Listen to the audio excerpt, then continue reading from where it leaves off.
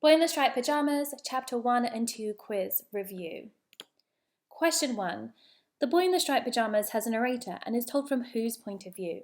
The correct answer is Bruno. If we have a look at Chapter 1, it talks about Bruno consistently and we follow his journey. So one afternoon, Bruno came home from school. He was surprised to find Maria. He is Bruno. If we continue on, we learn about Gretel from Bruno's point of view. Bruno thought about this and frowned. He wasn't particularly bothered if Gretel was being sent away because she was a hopeless case and caused nothing but trouble for him. It seemed unfair that they had to go with her.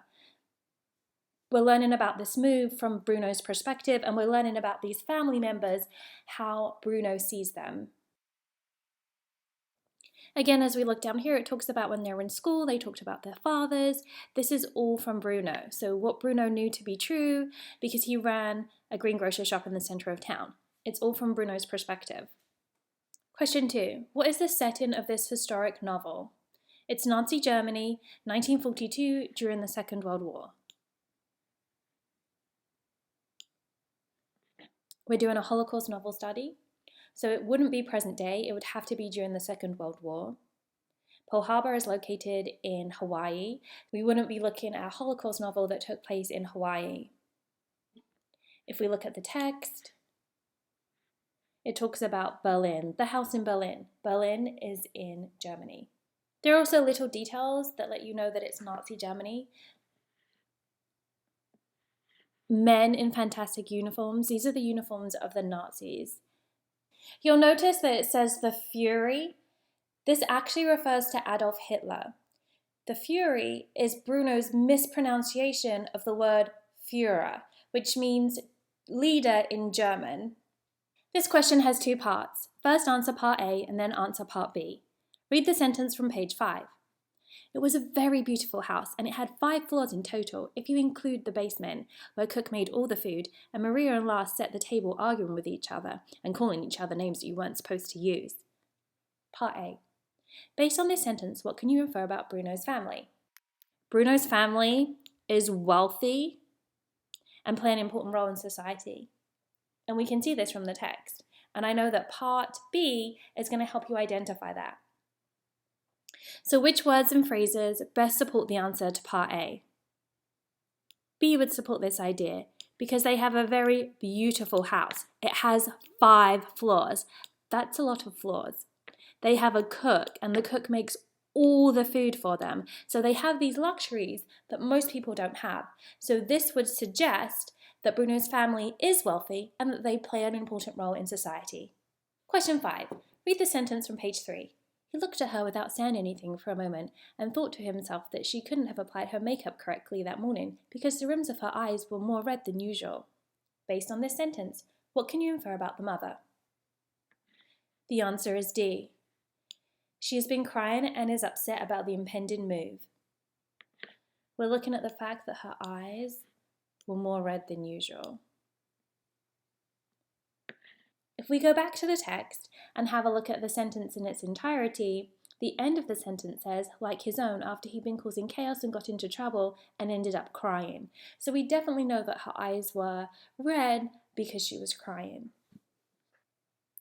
If you keep looking forward for more evidence to support that idea, in Chapter 2, we see here, Mother smiled and put down the glasses carefully on the table. I have another phrase for you, she said. It's that we have to make the best of a bad situation. So the fact that she identifies it as being a bad situation, the move, we could infer that she's upset.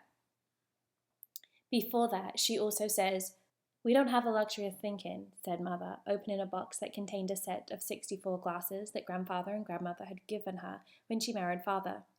Some people make all the decisions. Bruno didn't know what she meant by that. He pretended that she'd never said it at all. I think this is a bad idea, he repeated. I think the best thing we can do would be to forget about all of this and just go back home. We can chalk it up to experience, he added, a phrase he'd learnt recently and was determined to use it as often as possible. So the mum has said they don't have the luxury of thinking and some people make all the decisions for us. So it really does sound like she's not pleased by this move and that it wasn't her choice and her decision, and she's very much in the same boat as Bruno and doesn't like it. Question 6. What does Bruno's mother mean when she says, "We don't have the luxury of thinking"? They have to follow the commands of father's job.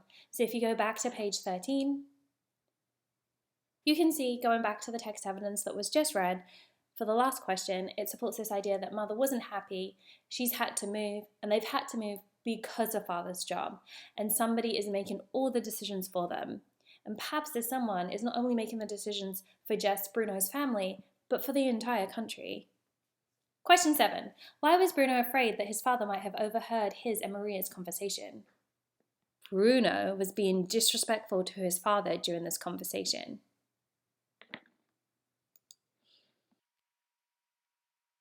If we go back to the text, we can see that Bruno says, "Oh, I'm tired of hearing about father's job," he said, interrupting her. "That's all we ever hear about if you ask me. Father's job this and father's job that. Well, if father's job means that we have to move away from our house and the sliding banister and my 3 best friends for life, then I think father should think twice about his job, don't you?" This dialogue right here from Bruno shows that he wasn't being respectful of his dad and his job. And then just then, he hears a creak outside and he really hopes that it isn't his dad that has just heard him talking badly about his father's position. Question 8. Read the following sentence from page 19 when Bruno lists the different types of jobs he knows fathers do. It doesn't matter whether they're greengrocers or teachers or chefs or commandants. Which title belongs to Bruno's father's job? The correct answer would be D, the commandant. The greengrocer, the teacher, the chef, those are all jobs that his friends' parents do. If we go back to chapter 1, Bruno talks about his 3 friends and the different jobs that their fathers do. So Carl's father is a greengrocer, Daniel's father is a teacher, and Martin's father was a chef. And if we keep reading, we find out that Bruno doesn't know what his dad does. But when they asked Bruno what his father did, he opened his mouth to tell them and then realized that he didn't know himself. All he could say that was his father was a man to watch and that the Fury had big things in mind for him. Oh, and that he had a fantastic uniform too. Here's a list of jobs that Bruno knows fathers do. He's listed the jobs of his friends' fathers, but there's also this other job listed. That's his father's job. How much does he really know about what his father does?